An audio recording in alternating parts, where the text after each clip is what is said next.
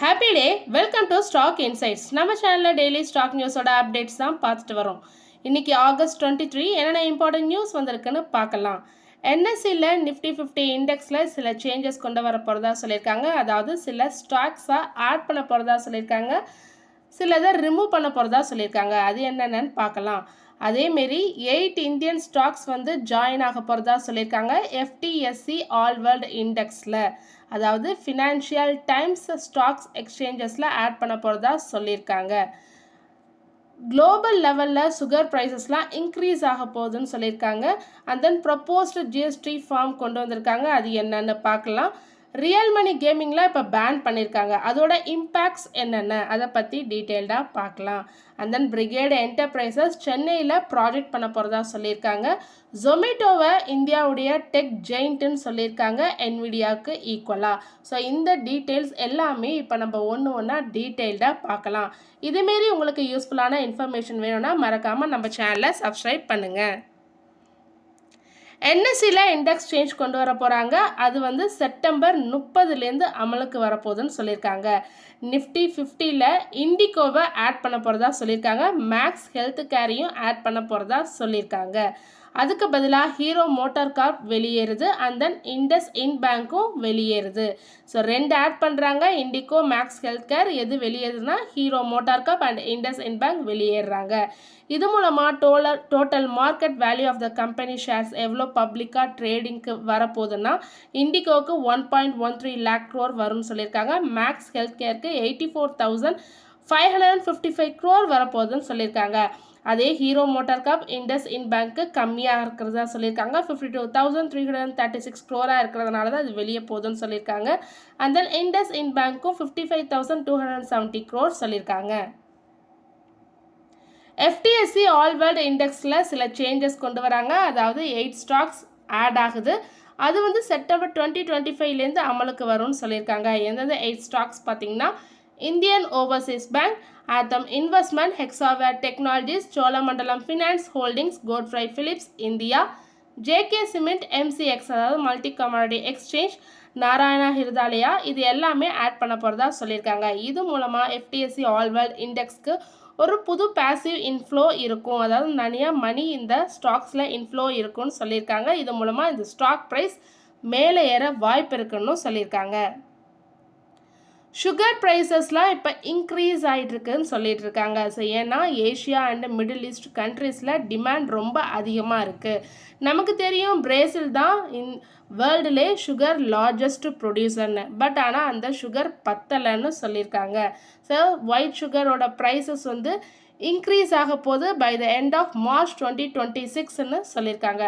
Countries like Pakistan, Bangladesh, Azerbaijan already large quantities of sugar buy பண்ணிட்டு இருக்காங்க. But ஆனால் market ரொம்ப டைட்டாக இருக்குது. 1.8 million tons of Indian sugar வந்து எக்ஸ்போர்ட் வந்து எக்ஸ்பெக்ட் பண்ணுறாங்க. இந்தியாவில் எத்தனால் ப்ரொடக்ஷன், சுகர் ப்ரொடக்ஷன் 2 இருக்குது. அதாவது சுகர் கேன் எவ்வளோ ப்ரொடியூஸ் ஆகுதோ அதில் சில பங்கை எத்தனாலுக்கு டைவெர்ட் பண்ணிடுவாங்க. சில இதை வந்து சுகர் ப்ரொடியூஸ் பண்ணுறதுக்கு டைவெர்ட் பண்ணிடுவாங்க. இப்போதைக்கு சுகர் கேன் எவ்வளோ ப்ரொடியூஸ் ஆகுதோ அதில் 4 to 5 மில்லியன் டன்ஸ் வந்து எத்தனால் ப்ரொடியூஸ் பண்ணுறதுக்கு இந்தியன் கவர்மெண்ட் டைவெர்ட் பண்ணிடுவாங்க.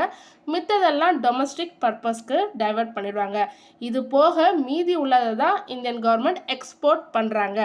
இப்போ இந்த டைவர்ஷன் சிம்பிளிஃபை பண்ணாங்கன்னா, அதாவது எத்தனாலுக்கு அதிகமாக கொடுக்கறத கம்மி பண்ணாங்கன்னா எக்ஸ்போர்ட் அதிகமாகும். ஸோ குளோபல் லெவலில் சுகர் ப்ரைஸஸ் வந்து ஸ்டேபிளாக இருக்கும் ஃபார் குளோபல் பையர்ஸ்னு சொல்லியிருக்காங்க.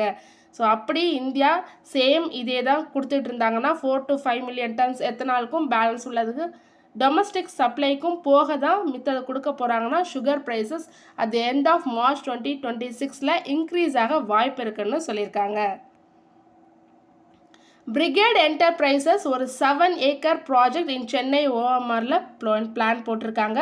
1+ மில்லியன் ஸ்கொயர் ஃபீட்டுக்கு ஒரு ப்ரீமியம் ஆஃபீஸ் ஸ்பேஸ். இது வந்து ஐடிக்கெல்லாம் சூட்டபிளாக இருக்கும்னு சொல்லியிருக்காங்க. அது மட்டும் இல்லாமல் 5 star ஹோட்டல் வித் 225 ரூம்ஸோட சொல்லியிருக்காங்க. இது மூலமாக அவங்க ஐடி ஆஃபீஸஸ் டிமாண்டை இன்க்ரீஸ் பண்ணுறதாகவும் சொல்லியிருக்காங்க. அண்ட் ஹாஸ்பிட்டாலிட்டி, லக்ஸரி ஹாஸ்பிட்டாலிட்டியும் கொண்டு வர போகிறதா சொல்லியிருக்காங்க ஓஎம்ஆரில். ஜிஎஸ்டி கவுன்சில் மீட்டிங் வர செப்டம்பர் 3 and 4 நடக்குது. ஸோ இதில் டிசைட் பண்ண போகிறாங்க. 2 ஸ்லாப் ஜிஎஸ்டி டிசைட் பண்ண போகிறதா சொல்லியிருக்காங்க. ஸோ குரூப் ஆஃப் மினிஸ்டர் இந்த ப்ரப்போசலும் கொடுத்துருக்காங்க. கரண்ட் ஜிஎஸ்டி ஸ்லாப் பார்த்தீங்கன்னா 5% இருக்குது, 12% இருக்குது, 18 and 28% இருக்குது. ஸோ இப்போ கொண்டு வர போகிற ஸ்லாப்பில் என்ன இருக்க போகுதுன்னா 5% and 18% மட்டும் தான் இருக்க போகுதுன்னு சொல்லியிருக்காங்க. 12% 28% எடுக்க போகிறதா சொல்லியிருக்காங்க. பட் ஆனால் அதுக்கு பதிலாக extra levy charges 40% charges on luxury and sin goods, அதாவது டொபாக்கோ, கேமிங்லாம் இருக்குல்ல, so luxury items and sin குட்ஸுக்கெல்லாம் கொண்டு வர போகிறதா சொல்லியிருக்காங்க. இந்த 12% and 28% ஸ்லாபை எடுத்துகிட்டு இந்த 40% எக்ஸ்ட்ரா லேவி சார்ஜஸை கொண்டு வர போகிறதா சொல்லியிருக்காங்க. இது மூலமாக ஜிஎஸ்டி ரொம்ப சிம்பிளிஃபையாக இருக்கும், டிஸ்பியூட்ஸும் ரெடியூஸ் ஆகும். இது மூலமாக அவங்களோட ரெவன்யூவும் இன்க்ரீஸ் ஆகும் for both central and state கவர்மெண்ட்னு சொல்லியிருக்காங்க. இது எப்போ இம்ப்ளிமெண்ட் பண்ண போகிறாங்கன்னா வர தீபாவளி 2025 நாங்கள் இம்ப்ளிமெண்ட் பண்ண போகிறோம் இந்த ப்ரப்போஸ்டு ஸ்லாப்ஸ்ன்னு சொல்லியிருக்காங்க ஜிஎஸ்டி கவுன்சில். ராம்டியோ அகர்வால் இவங்க யாருன்னா சேர்மேன் ஆஃப் மோதிலால் ஆஸ்வால். இவங்க ஒரு நியூஸ் கொடுத்துருக்காங்க.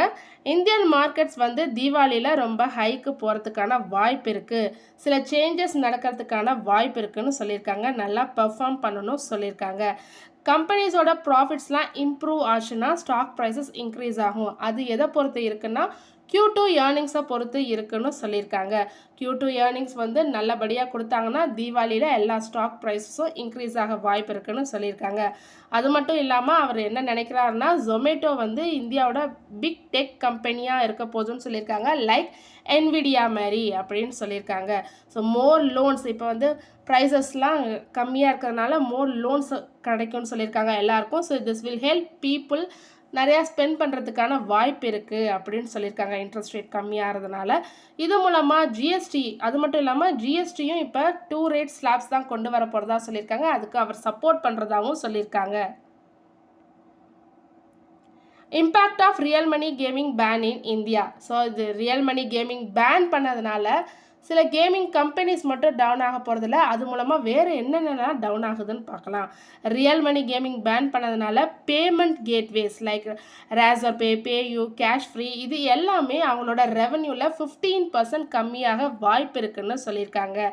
அது மட்டும் இல்லாமல் யூபிஐ டிரான்சாக்ஷனும் அஃபெக்ட் ஆகும், 25 crore டிரான்சாக்ஷன் அஃபெக்ட் ஆகும்னு சொல்லியிருக்காங்க. அதோட ஒர்த் பார்த்திங்கன்னா 5040 crore per monthக்கு மட்டுமே லாஸ் ஆகும்னு சொல்லியிருக்காங்க. ஆன்லைன் கேமிங் இன் இந்தியாவில் மட்டும் பார்த்திங்கன்னா 25 பில்லியன் மார்க்கெட் வேல்யூ, 25 பில்லியன் அதாவது டாலர் மதிப்பில் 25 பில்லியன் மார்க்கெட் வேல்யூ உண்டு. அதில் 2 lakhs பீப்புள் வந்து வேலை பார்த்துக்கிட்டு இருக்காங்க இந்த ஆன்லைன் கேமிங்கில்.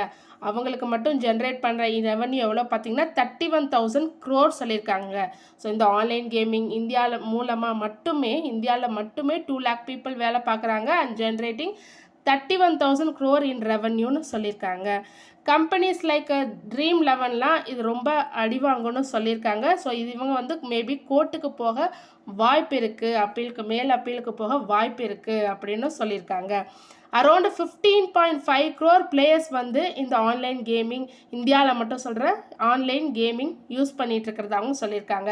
இப்போ இது திடீர்னு பேன் பண்ணதுனால ஆல்ரெடி அவங்க வின் பண்ண மணி டிலே ஆக வாய்ப்பு இருக்குது, இல்லாட்டி அவங்க அக்கௌண்ட்டு ஃப்ரோசனாக இருந்ததுன்னா வின்னிங் மணி வரவும் வராதுன்னு சொல்லியிருக்காங்க. ஸோ இதெல்லாம் தான் impacts of real money gaming.